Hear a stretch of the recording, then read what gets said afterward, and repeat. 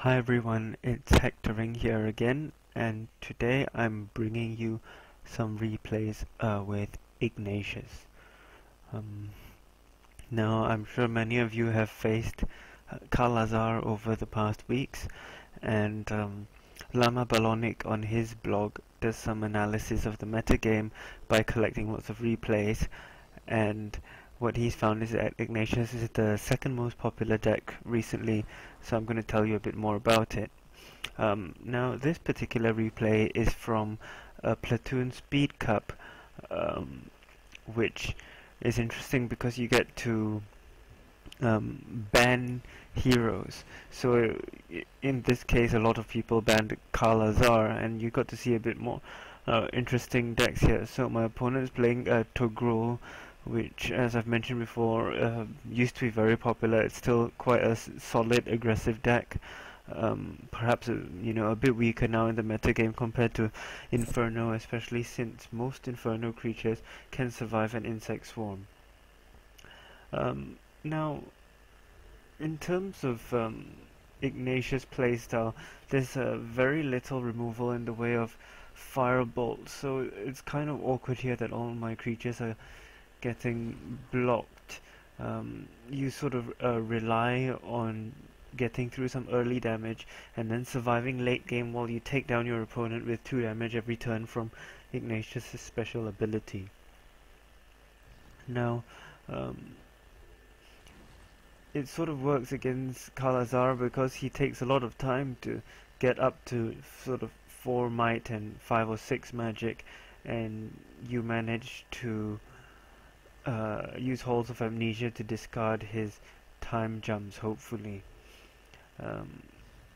Here I'm going to play a Bound Succubus to block, putting my opponent to 10.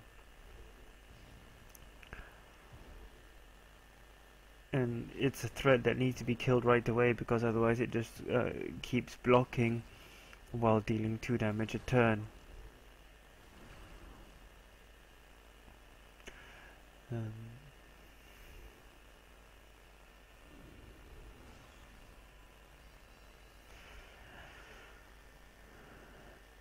So here I've got some options. Sadly I can't trigger the Maniac Taskmaster, but I really want to get a discard so my Fatebender can kill the Shredder.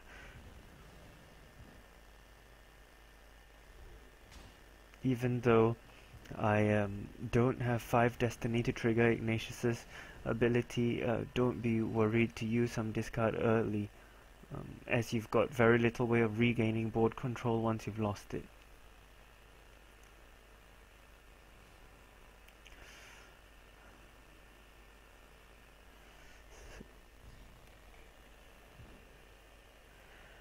Down run coming down.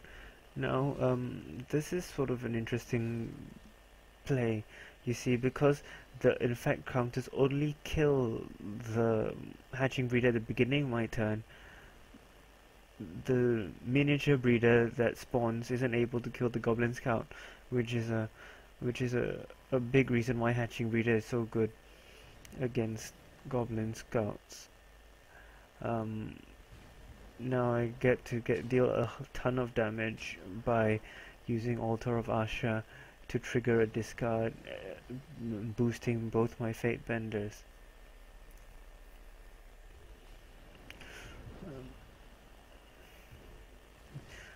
Unfortunately, my opponent gets to clear the board again, but he's on 4 health, which against Ignatius is never safe. I mean, there's going to be a way to trigger that damage unless you can kill the Ignatius. Here I'm forced to use the Taskmaster just as a creature. I was thinking of saving it, but I've got a Broken Bridge and a Taskmaster in hand, so I should be able to get through the last remaining 4 damage even without it. So for example, here I can't quite kill this turn, but I get to play a Chaos Seer and a Maniac Taskmaster. Now, a Chaos Seer is a pretty good card in Ignatius because especially late game, you can put it down as a blocker, and you know if it dies, your opponent's going to take 2 damage, no matter what, unless your opponent's hand is empty, of course. Um, and in the early game, it can be really useful to get your opponent to discard a bunch of cards if it's, for example, a control deck that's making use of Week of Knowledge or Night of the Rising Moon. So now here's a trick that you should always be aware of. If your opponent doesn't have any cards in hand, you can get them with Broken Bridge. Sometimes Broken Bridge with Chaos Seer can be a devastating combination as well.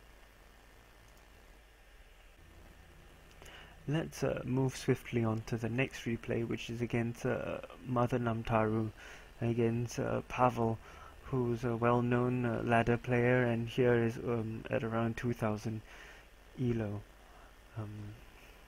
Now Mother Namtaru at one point was really dominant and was able to be played as a sort of a 3-3 or 3-4 build, going a full-out rush. But now with the nerf to its ability as well as Ice Spear, it's still very viable. You just need to play it sort of as more of a mid-range style deck, where you can, you know, play some with attrition with Boneyards as well as threatening giant turns with time jumps. So blocking Mother Namtaru is always bad because she can have a free kill on all your 2-drops. I really like hatching Breeder because at least you get to block with the little Breeder one time. I don't want to give him an incentive to kill my Chaos Lacerator. I want to save that to trigger a discard later. In this game, because my creatures are just going to die horribly to removal, I'm rushing Destiny as far as I can so that I can start dealing damage with my discards, since it's unlikely that I'll be able to gain board control.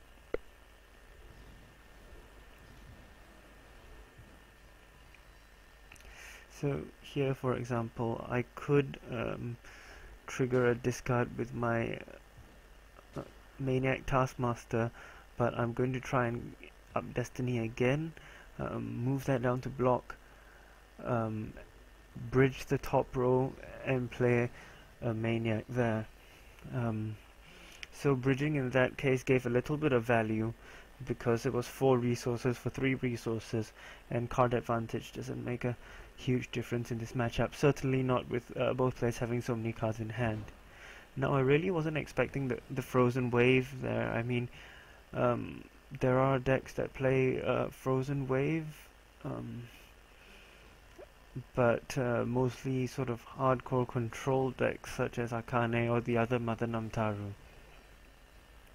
Now, the reason why I played the 1-drop Maniac there instead of the 2-drop Chaos Lacerator was because I wanted to play it on the same turn I got to 5 Destiny and to blow it up that turn, so that I could definitely trigger a discard for 2 damage, like I'm doing now.